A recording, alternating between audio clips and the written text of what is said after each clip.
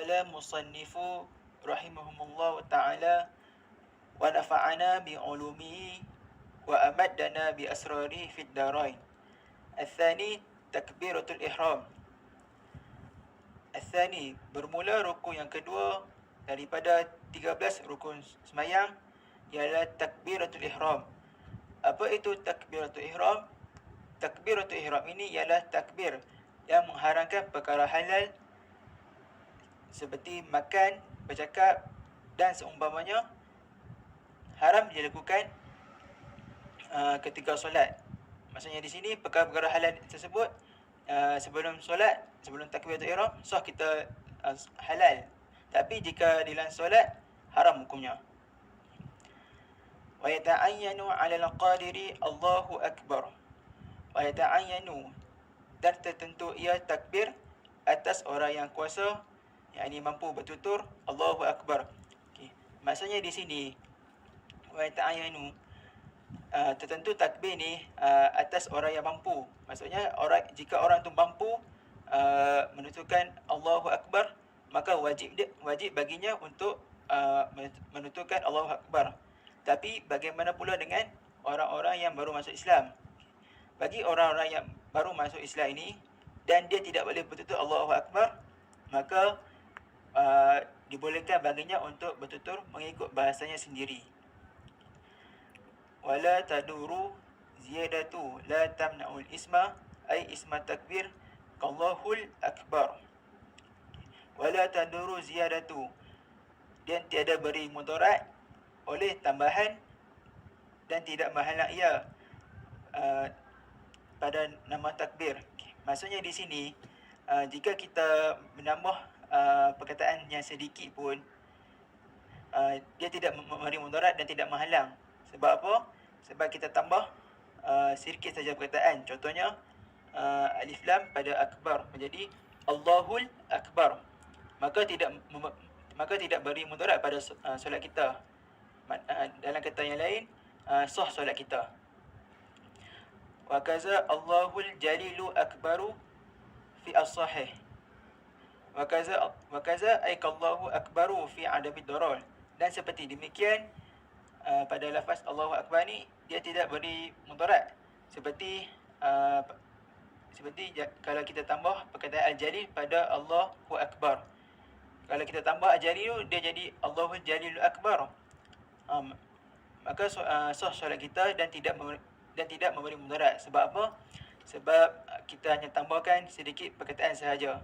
Ini menurut qaul yang as-sah, yakni ay ala qauli as-sahih inda ashabi asy-Syafi'i. Ini qaul yang paling mutamat di sisi mazhab asy-Syafi'i.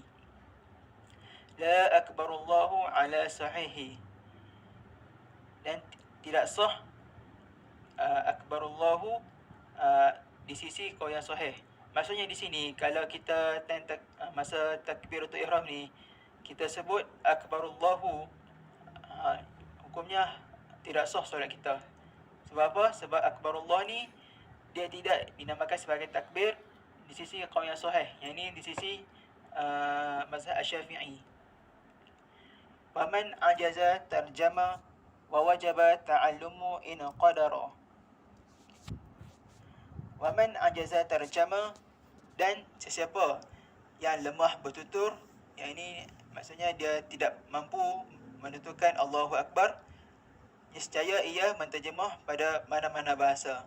Okey, bagi siapa yang tak erti bertutur Allahu akbar ni, dia boleh juga menterjemahkan Allahu akbar ni mengikut mana-mana bahasanya. Sama ada dia nak terjemah bahasa India boleh, bahasa Cina boleh, tapi bahasa yang paling elok, yang paling terbaik sekali ialah bahasa Parsi.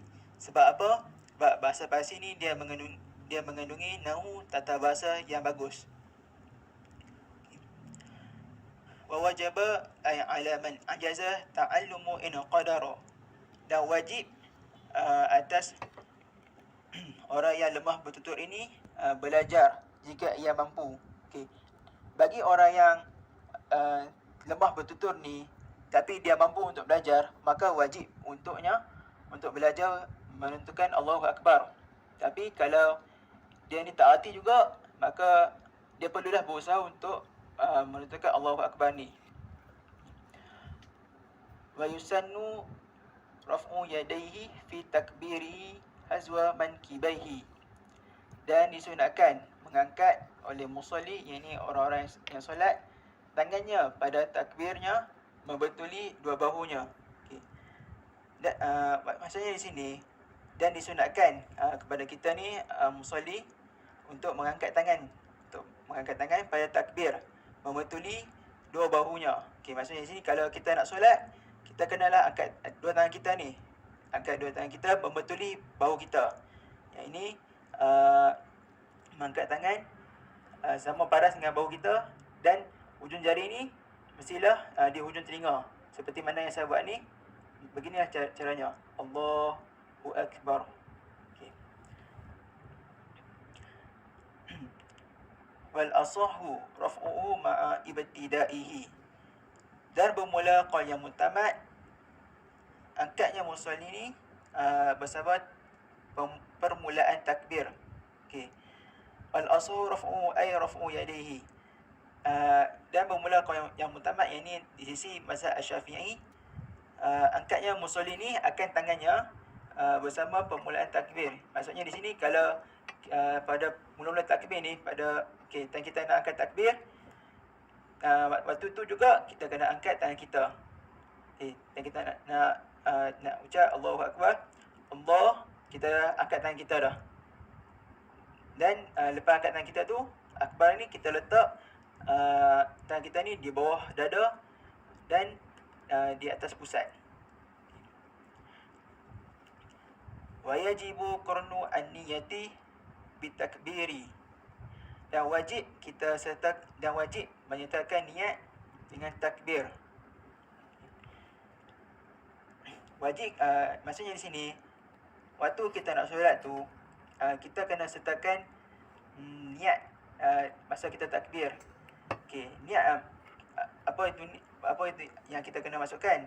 Okey, kita kena masukkan niat tu, iaitu 3 perkara. Yang pertama, al-qasdu, at-ta'awud dengan ta'ayyun. Okey. Al-qasdu ni maksud dah sahaja aku sembahyang. Yang kedua, fardu. Yang ketiga, ta'ayyun. Yang ini waktu solat, sama ada waktu subuh, zuhur, asar ke. Okey. Waktu takbir ni, kita kena sertakan niat dalam hati kita. Kan? Dan kita nak kata takbir Allahu Akbar, dalam hati kita kena niat. Kita kena sertakan 3 perkara ni, qasdu, ta'awud dengan ta'ayyun. Okey. Faqila ay qala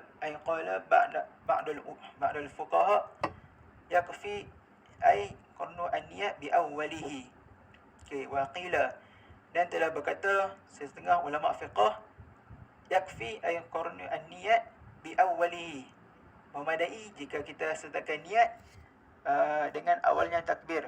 Maksudnya di sini, kalau kita sertakan niat ni, maksudnya kita sertakan 3 perkara, qasdu, ta'awud dengan ta'ayyun ni pada awalnya takbir, maka memadai solat kita.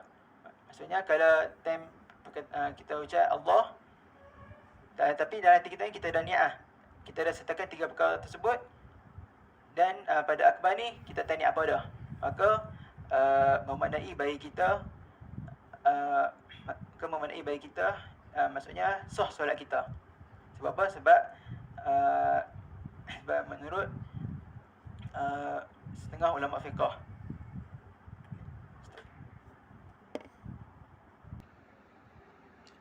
Haza wabillahi taufiq. Assalamualaikum warahmatullahi wabarakatuh.